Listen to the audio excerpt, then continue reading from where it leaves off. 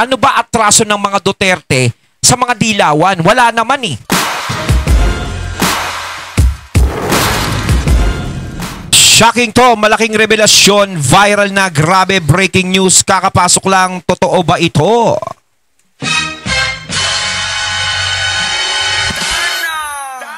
Ayan, syempre itong balitang ating matutunghayan ngayon ay nagbula kay Balitang Pinoy TV.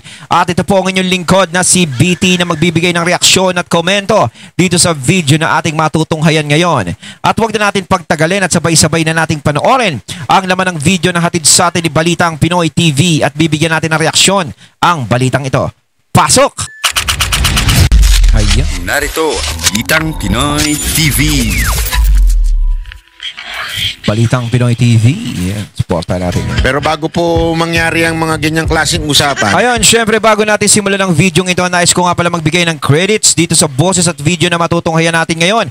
At bibigyan ng reaksyon walang iba kundi si Banat Bay. Syempre huwag niyong kalimutang suportahan ang channel ni Banat Bay mga katunay. Pakibisita po yan at huwag niyong kalimutang mag-subscribe at mag-follow para maging updated po tayo sa mga vlogs, reactions at sa mga balita na hinahatid sa atin ni Banat Bay. Siyempre, huwag nyo rin kalimutang suportahan mga katunay ang Banateros. Yan, sinusubaybayan natin palagi yan ng mga idol natin.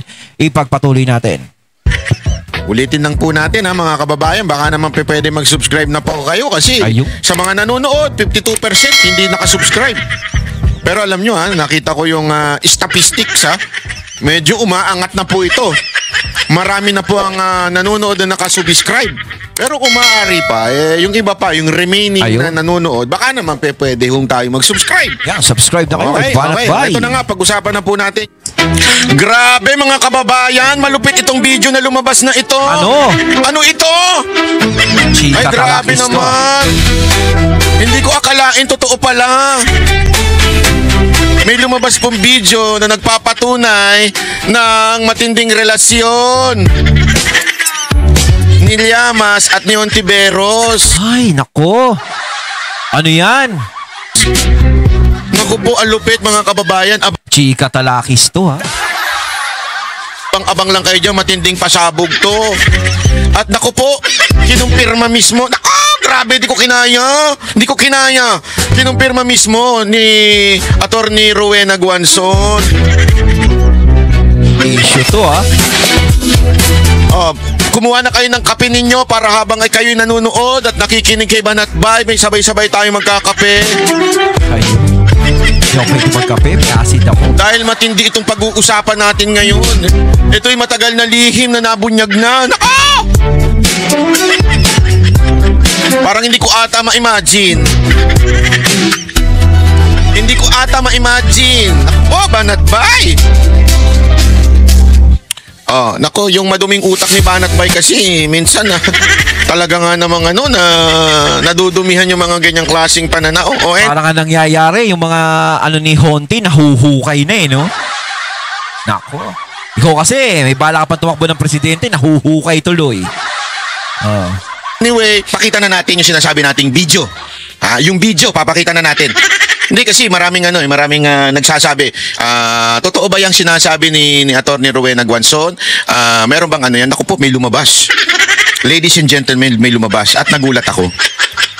Tingnan ninyo ito lumabas. Hindi po ito AI Hindi po ito AI. Ito po yung lumang interview na kinumpay ng isang tao at may lumabas. Tingnan ninyo kung totoo o hindi. Ako din, hindi ako sure kung totoo o hindi. Pero ang lupit nito. You are going. Yan you are going. Ronald Llamas. Be kung totoo o hindi. What? Secretary Ronald ay matagal kong kasama sa ating kilusan. Comrade, colleague, at so kasama ko pa rin siya hanggang 3 dekada na kaming magkakaibigan. No offense, he's not married and neither are you. I'm a widow. And she's he. What about Ronald? Is he married? I think... How can you know Comrade daw comrade. for 30 years and not know that he's married or not? Sa pool! yun yung malupit eh. Alam mo yung mga...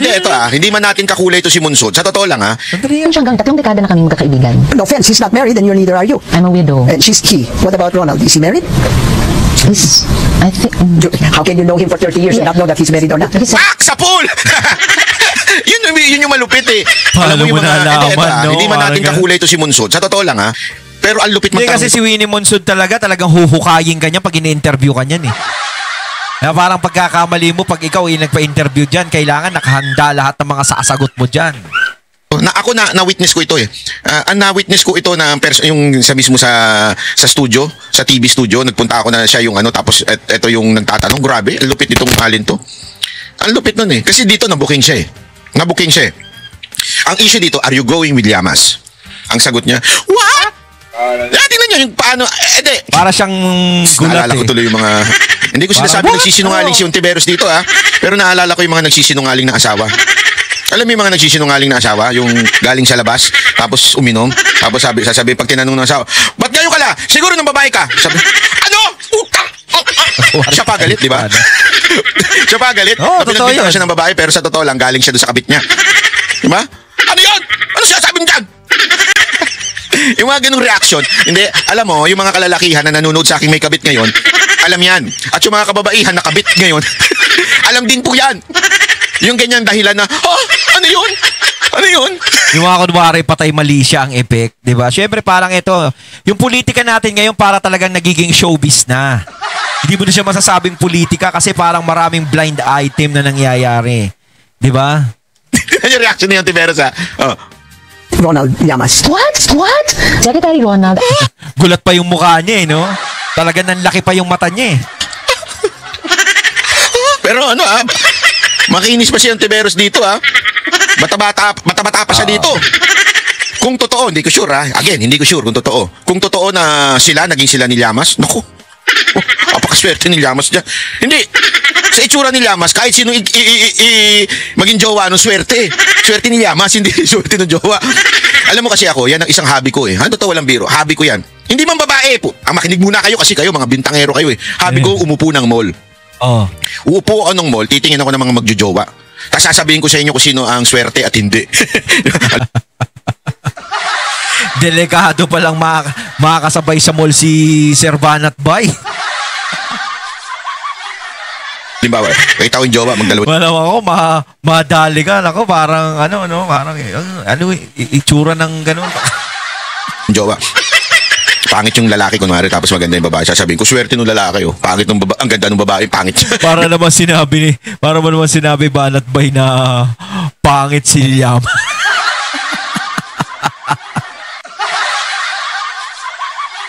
Ano ako sa mall, nanunod ka? Huwag kayong dadaan sa harap ko. Totoo lang, may tsura naman si Honti, di ba?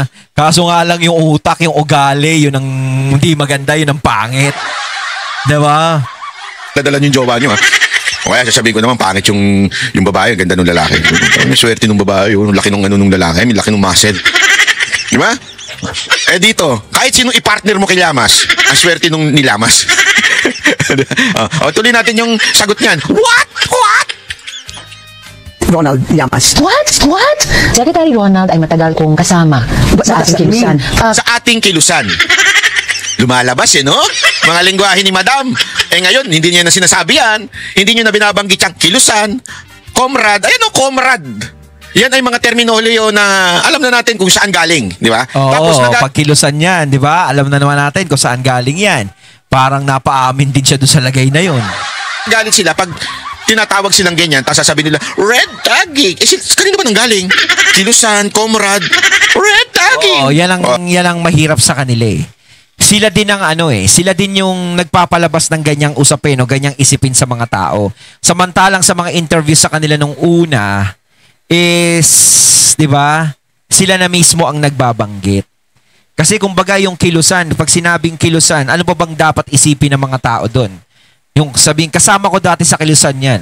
Di ba parang ganon? Ano iisipin mo? Hindi mo naman pwedeng dati kayong militar. Hindi pwedeng isipin ganon.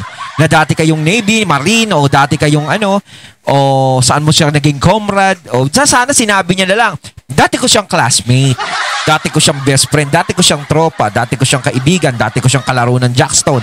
Pwedeng ganon. Pero kasi yung kilusan, medyo medyo mapag-iisipan ka ng hindi maganda. Tapos kapag merong nag-comment na ganito ka pala, ganito, ganyan. O yun nga, sinasabi ni Sir Banat Bay, red tagging, di ba? Na sinasabi, sinisiraan mo ko, ganito, ganyan. Samantalang sa kanila nanggaling yung salita na yon. Di ba? Alam mo, akala ko, joke-joke lang yung mga, kasi hindi ko talaga alam yung kay Llamas na tinatawag nilang komunista si Llamas. Hindi ko alam. Honestly, hindi ko kasi kilala yung ano na yun eh. Tapos nung nakita ko, bakit kaya nga tinatawag na komunista? Nung napanood ko to, Ako sa totoo lang, ako naman, hindi ko rin pinapakailaman kung ano sila dati. Di ba? Wala akong pakialam kung ano sila dati. Hindi ko na tinatapik o sinasabi sa kanila na ganun sila. No, kahit may mga ako nalalaman o naririnig, di ba? Na ganyan, hindi ko sa kanila sinasabi dito sa aking vlog. No, ang sa akin lang talaga, kapag eki sila sa akin, eki sila sa akin. Di ba? Talagang ayoko sa kanila dahil sa pinapakita pa lang nila. Pero hindi ko na kailangan anuhin sila. Bayaan sila sa buhay, bayaan na sila sa buhay nila. Kung ganon sila dati, di bahala sila sa buhay nila. O, di ba? Kung hindi sila ganon, di okay lang. Oh. comrade pala siya ni Ontiveros. Comrade, kulig, at Sa akin lang kasi parang sila na mismo yung nagsasabi. Sa bunganga na di ba? Kasi parang, itong video, para kasing, hindi mo naman sasabing AI Kasi parang, totoo talaga, si Winnie Monson, nandiyan, interview talaga yan so, kasama ko pa rin siya hanggang 3 dekada na kaming magkakaibigan. 3 dekada. 3 dekada, 3 dekada na siya magkakaibigan. 30 years yan. Kami ni Jay, wala pang 2 taon o 3 taon magkakasama. Pero lahat ng baho ni Jay, alam ko na, mula kasingit-singitan. Ang baho kasi yan, hindi naliligo Binulang ako. Alam ko kasi nanonood yung hayop na yun dito Hindi totoo. 3 taon pala kami magkakasama ng Banateros. Pero alam na namin ang karakas ng bawat isa. Kaya nga kung papanoorin nyo yung Vox Populi, kabisado na namin yung bitawan ng isa. Ito, isang to, ganito, ito, daldal nito, ito si ganito, tahimik, ito si ganito, ganyan. Alam na namin yan. At alam na rin namin, lalong-lalo na, ang mga background nila sa mga kababaihan. I mean, asawa nila, kayo naman, ilan ang anak nila, sino-sino yung mga naanakan nila, yung mga ganon. Alam na namin yan, kabisado na namin. At alam namin kung sino may asawa at sinong wala. Alam namin. At alam din namin kung sinong takusa at sinong hindi. Pero si Ontiveros, 30 years niya nang kasama si Llamas, comrade. 30 years sa Kilusan kasama. Oo, 30 years. Nung tinanong, dekada. She's not married and you're neither are you. I'm a widow. And she's he. What about Ronald? Is he married? I think... How can you know him for 30 years and not know that he's married or not? Yun, nayari siya doon. 30 Kasi parang sinasabi, parang wala siyang alam, di ba? Parang Kasi imposible naman kung kaibigan mo siya. Kasi kung kaibigan mo siya sa loob ng 30 years, imposibleng hindi mo siya kilala kung sino siya. Ibig sabihin, 30 years siyang may tinatago sa'yo, 30 years kayong naglolokohan, parang gano'n. Di ba, napaka-imposible nga. Sa loob nga lang ng ilang taon katulad na sinabi ni Sir Banat Bay. Di ba, makikilala at makikilala mo na. Kaya imposible talaga. 30 years hindi malalaman ni Honti na may married or not, ready or come, parang gano'n. Ready or not, parang gano'n. Tis mo ng kasama, hindi mo alam kung kasal yun? Hindi, bigyan natin ng katwiran. Baka mamaya wala siyang pakialam sa buhay ni Llamas. Kumbaga hindi niya hinuhukay kung ano yung personal na bagay ni Llamas. Pwedeng ganon. Baka mamaya sabihin niya ganon Hindi ko nung pinapakailaman yung buhay niyan Bahala siya sa buhay niya. Basta kami, magkakilala kami 30 years. Parang ganon. Kasinungalingan, di ba? Ito sa laging ko talaga sa tingin ko kasinungalingan. Hindi mo alam kung may asawa o walang asawa yung for 30 years mo nang kasama sa Kilusan. Kasama't mo sa Kilusan. Kami nga, kasama lang namin sa Banateros, alam na namin ng lahat Wala pang 3 taon. Kasi malalaman mo yun Pag nagkikita kami once a week. Di ba? Pero alam na namin lahat kung sino may asawa, kanino kami mag-iingat, sino hindi namin iimbitahan, ganun. Kasi alam namin, yung isa't isa, 3 years pa lang or less than 3 years kami magkakasama. Ikaw 30 years, hindi mo alam may asawa? Nagtinginom pa sila ni isa pa yung isang yun. Alam mo ba ito mga mga kakampwet mga pinklawan, mga dilawan, pare-pareho sila ng karakas ng lifestyle ng buhay, no? Ba't kaya? Hindi natin alam. Nagsimula yan dun sa kapatid ng presidente. Wala akong sinasabi. Separated. Pangatlong dahilan. Ang unti-unting pagmamaniobra at pagsakop ng kaliwa sa pamamahala ng gobyerno. Nino? At ang kanilang napipitong takeover ng ating bansa. Tila kaya ay hawak na hawak ni Ronald Llamas at ang kanyang mga kakosa sa leeg ang Pangulong Aquino. Grabe to Ang tinding revelasyon to. Tandaan nyo, Chief Justice to. Chief Justice to. Ang daming alam niyan pagdating sa mga kaso-kaso. At sinasabi niyang diretso, unti-unti nang nasasakop ng pamahalaan ang gobyerno natin ng makakaliwa. Kanino? Sino? Ito, si Llamas. Forget his first name. Ano yan? Sa totoo lang, Dati yan, Dati. Ayan. At ang kanilang napipitong takeover ng ating bansa. napipintong takeover. Nino, ayan nakasulat na dyan. Separated. Pangatlong dahilan, ang unti-unting pagmamaniobra at pagsakop ng kaliwa sa pamamahala ng gobyerno at ang kanilang napipintong takeover ng ating bansa. Tila kaya hawak na hawak ni Ronald Llamas at ang kanyang mga kakosa sa leeg ang Pangulong Aquino. Sino may hawak? Si Llamas. Nako. No? So, tutusin, ayan, dati pa yan. Di ba, na parang sila yung nagmamaniobra, parang naramdaman, minamaniobra. Alam niyo, sa totoo lang, no, simula na napunta si PRRD, pagiging presidente, naputol yan eh. Naputol yung mga ganyan. No? Ngayon, nung nawala si PRRD, bumaba, siyempre, tapos na siya sa pagiging presidente. So, nung pinalitan, eto na. Di ba? Kasi talagang nung panahon ni PRRD, tumahimik ang dilawan talaga. Sino lang naman na lumalabas nun? Si Trillanes, si ano lang na bumabatikos kay pero hindi naman masyadong inaano eh. Pero ngayon, napapansin natin unti-unti silang bumabalik. Parang pumapabor sa kanila yung usapan. Yung mga nangyayari. Yung awayan nga ng Duterte at Marcos kung tutuusin, sa kanila credits yan. Diba? Sa kanila umaano yan, kumbaga nagiging maganda ang resulta. Diba? Kasi yung dalawang yan na nagsisiraan, Duterte, Marcos, Duterte.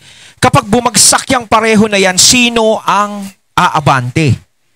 Kaya nga kumakain lang ng popcorn sa Gedli yung mga yan eh. Yung dilaw-dilaw, di ba? Nandiyan lang yan. So nakikita natin ngayon parang bumabalik na sila sa eksena. Meron na dyan sa Senado, meron na dyan sa Kongreso. So, ngayon, lumalakas ang loob nila na tumakbo sa 2028 sa pagiging presidente. Si BP Sara, inaasahan nila na ma-impeach, pinupush nila na ma-impeach. Di ba para kasing si Sara Duterte kasi, napakahirap kasing patumbahin yan eh. Napakahirap tanggalin yan eh. Kaya ang gagawin nila, mas maaga nilang tinitirya si BP Sara eh. Sa totoo lang, ngayon, kapag nagawa na nila yung gusto nila na natanggal si BP Sara sa pagiging vice, na impeach, malamang sa akin lang, no? Ayaw natin magsalita ng ganito. Baka mamaya, yung susunod naman, ang ipatanggal, ang presidente. Ayaw naman natin mag-isip ng ganon. Tayo, ano lang to, sapantaha lang. Di ba? Ngayon, kung wala silang iniisip na ganon, mas maganda. Di ba? Kasi pinupush nila masyado yung pinupush nila masyado yung impeachment kay BP Sara eh. 'Di ba? Ano ba atraso ng mga Duterte sa mga dilawan? Wala naman eh. Pero ang mga Marcos, masasabi natin na may atraso sa dilawan. Dahil nung panahon ni Apo Lakay, sila talaga yung rival. Sila talaga yung magkalaban na sinasabi nila, sila yung pinahirapan ng mga Marcos noon. Sila yung pinahirapan ni Apo Lakay.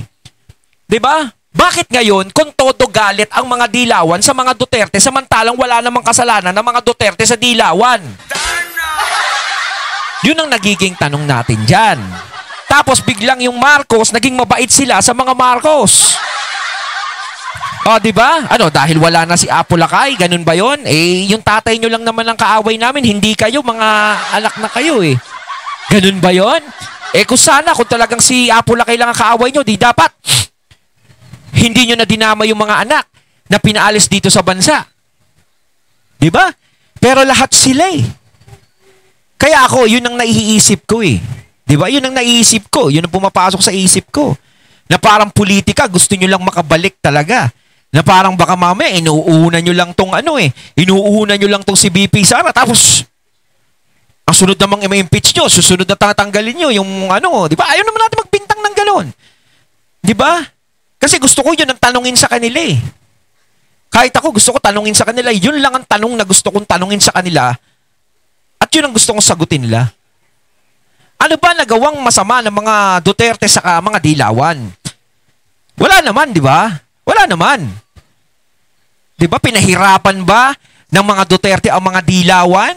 Ang mga Duterte ba ang nagpatupad ng martial law? Di ba? Ang mga Duterte ba ang nagparusa sa mga taong labas o sa mga ganto, ganyan? Noon? Wala naman eh. Hindi naman sila eh. O, sino ba? Kanino ba galit na galit ang mga dilawan nun? O, sino ba talaga ang talagang gusto nilang halos palayasin nila? Talagang sinugod nila yung Malacanang. Talagang inano nila. Di ba si Apo Lakay? Marcos? O, bakit sa mga Duterte sila nagagalit ngayon? Yun ang tanong ko sa kanila. Parang ang gulo ng utak nila. Di ba? Kumbaga parang sa isip ko, parang gusto nila lang makabalik. Gusto nila lang ma-take over. Gusto nila lang, makuha uli yung posisyon. Parang ganun. Mamaya kung ano isipin niya sa akin, mamaya magalit kayo. Di ba, bago kayo magalit, sagutin niyo muna yung tanong ko para malinawan din naman ako. Malinawan din naman kami. Ano ang malaking nagawa ng mga Duterte sa inyong atraso para ganyanin niyo sila? Diba? Ang lupit. Ang lalim pala nito ni Llamas. Magaling pala talaga itong Llamas. Hindi, ang lalim niya. Hindi ko akalain to. Honestly, hindi ko akalain tong ganitong klaseng karakas ni Llamas. Forget his first name. This man is history before he is even current events. Llamas is back to say, one, as if to prove a clean conscience and also to shove it in our faces, that he owns even more communist high-powered guns than the AK-47 taken by the police at the scene of an accident, where initial reports put his son. Nagets niyo yun? Sinasabi, ang tindi daw nito. Parang AK, alam natin yun, yung kind of Malakas yun. baril, di ba? Parang ganun daw katindi yung tao na to. At ang matindi nito, nahulihan siya. Dito, binanggit na parang nahulihan siya ng illegal firearms. Yun. Which is hindi yung binanggit ni Atty. Rowena Guanzon. Di ba? Ngayon, we do not know what really happened. I cannot judge. But kung ano talaga ang nangyari dyan kay Llamas sa pagkahuli sa kanya daw, di umano, ng illegal firearm. Alam mo, more than anything, sabi ko nga ho sa inyo God has a way of revealing things. Yes. Na sometimes unexpected. Ito honestly sabi ko nga, ito yung mga galaw ng Diyos na hindi mo malubos maisip paano niya ginawang magalaw. Ano ibig ko sabihin? Hindi ko sinasabing ang may dahilan kung bakit nag-away si Atty. Rowena Guanzon at saka isang Chinese, it's because God. Hindi yun na sinasabi ko. Kasi sa buhay natin, God can use opportunities, God can use circumstances para mailabas yung katotohanan at yung purpose niya sa atin. Gagamitin niya yung mga pagkakataon na yun para maipakita sa atin yung gusto niyang maipakita. Like plano niya, purpose niya sa buhay mo. Ito, na alam mo yun, alam ng tao bulong-bulungan na ganito si Llamas at saka si Ontiveros, bulong-bulungan yan. Ako, hindi ko talaga alam. Naririnig-rinig ko lang yan. Pero siyempre, in my mind, it's just all chismis. Diba? Kaya nga, alam mo yun, tinatawan-tawanan lang natin yan. Hindi ko sure yan. Pero dahil sa pangyayari nitong kay Rowena Guanzon sa mall, si Atty. Rowena Guanzon, biglang na-trigger si Llamas. At nagsalita siya, may binato siya. Because of that, yung kaprangkahan ni Atty. Rowena Guanzon, ginamit ng Lord na para lumabas kung ano man yung talagang sikreto nito ni Llamas. Nako. Ngayon, kasi makikita natin, kaliwat kanan ng interview kay Llamas at ng mga ibang quote-unquote political analyst. It seems that they're taking over the media. Left and right. Puro interview sa kanila. Kahit anong mainstream media, ini-interview sila. And maybe, I'm not sure. Ito'y ginamit to show to us that this person has an agenda. Ano yung agenda na yun? Sa tingin ko, maybe, yung left o yung makakaliwang prinsipyo o yung ideolohiya ng komunista. Which hindi ako nagsabi, again, yung pong video ay malinaw po na sinabi ho mismo ni dating Chief Justice yung interview. Mismo si Atty. Rowena Guanzon, ganun din na sinabi.